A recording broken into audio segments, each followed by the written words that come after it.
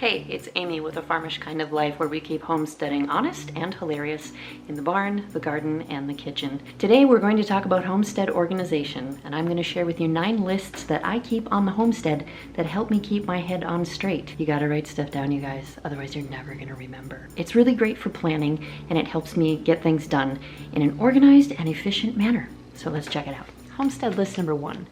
What's happening this week, this month, and this season? We just went through and made our list for the spring. All the projects that we need to get done before spring, in anticipation of spring, all those projects that need to be done, and then working backwards from when they need to be done to when you actually need to start them. There's so much math involved in homesteading, you guys. Sit down as a family, plan out what needs to be done so you can have all hands on deck. It helps things run much more efficiently. It's all about working together. Homestead list number 2, what you need to remember for next year's homestead.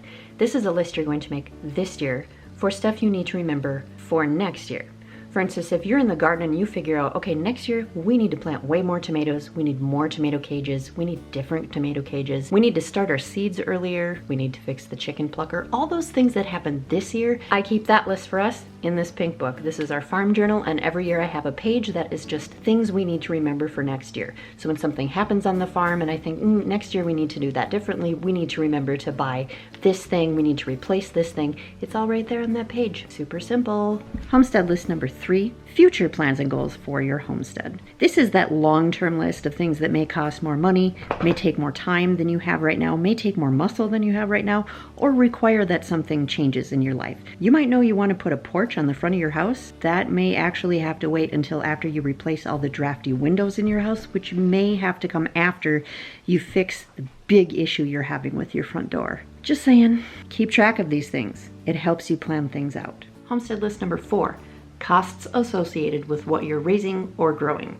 Farm costs. You can keep this on paper. You can keep this as a spreadsheet in your computer. I'm such a pen and paper girl. A lot of people will only keep track of costs if they're planning on selling the stuff that they're growing or raising, but you should really keep track of your costs anyway. Number 1, it helps you know if you're raising the things on your farm in the most efficient way possible. You might figure out, wait a second, I'm spending a lot of money on feed. How can I make this better? But the other thing is that when people start to get into homesteading, they will often ask you, how much does it cost to raise a pig? How much does it cost to raise a chicken? How much do you spend on seeds every year? If you don't keep track of this stuff, you don't have really good answers to give them, and then you're not being super helpful. So keep track of these things so you can help your fellow homesteaders. Homestead list number 5, what's in the freezer or what's in the pantry. We have a ton of freezers here on the farm, so in order for me to know what's in every single freezer and be able to plan meals better, I have this list. I make a list of all the freezers that we have on the farm, what items are stored in each freezer, and how many of each of those items we have. So 15 chickens, 5 packages of pork chops, 10 bags of tomatoes, 4 packages of venison. When you bring something up from the freezer and you use it, it's your job to mark it off the list. Subtract the total by 1. That way, when I'm planning out meals or I'm trying to figure out how much food we have on the farm, I have a really easy way to figure it out. Keep mama happy on the homestead. It keeps everything happy.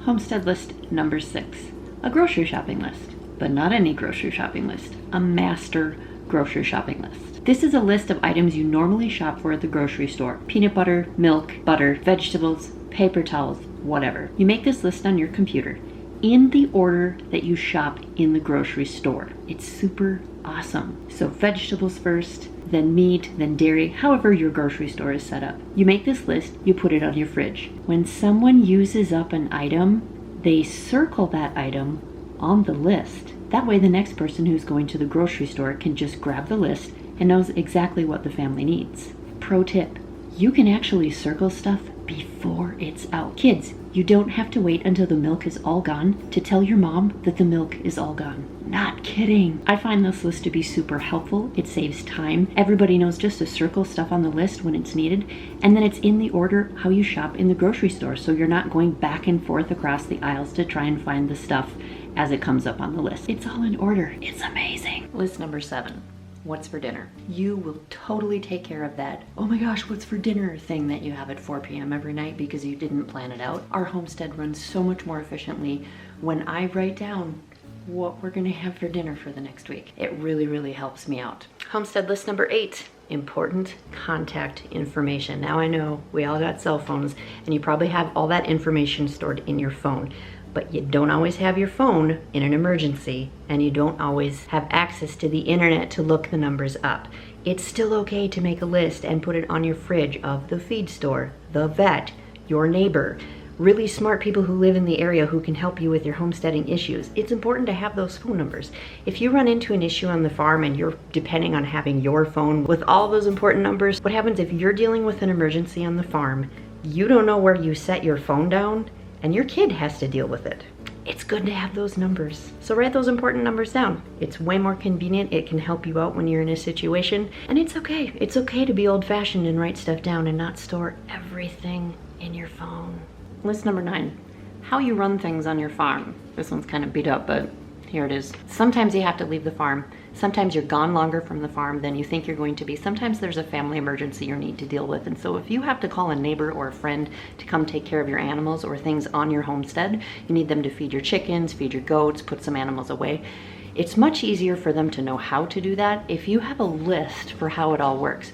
Where is their feed? How do you get them water? Where are their waterers? What's normal behavior? Do you have to put them away at night? Do you not put them away at night? What's okay, what's not okay? It's much easier to have a list that details that stuff instead of trying to come up with it while you're on the phone talking to them, maybe in the middle of a really stressful situation that you're dealing with. So definitely make a list, stick it in your barn so people know how to deal with stuff on your farm when you can't.